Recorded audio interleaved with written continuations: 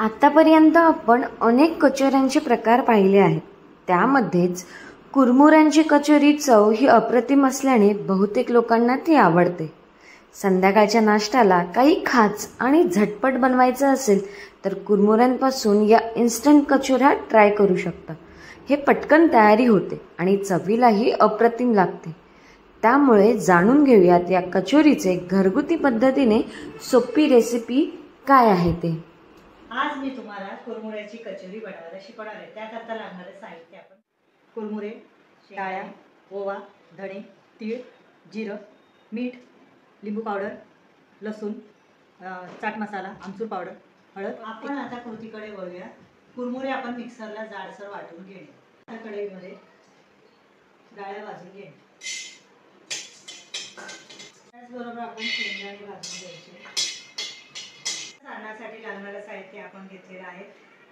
कुरमुरे, डाळ्या, शेंगदाणे, जिरं, धणे, ओवा आपण मिक्सरमधून काढून घेतलेला आहे। त्यामध्ये आपण चवीनुसार मीठ टाकायचं आहे, हळद, थोडं लाल तिखट,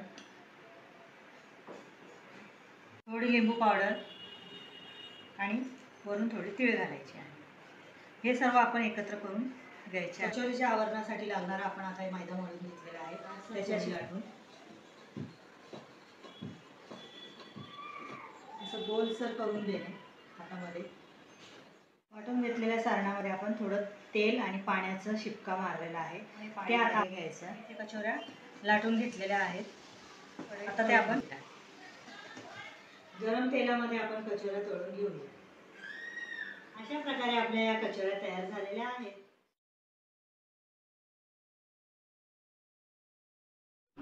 न्यूज 18 लोकल, प्रियांका जगताप, मुंबई।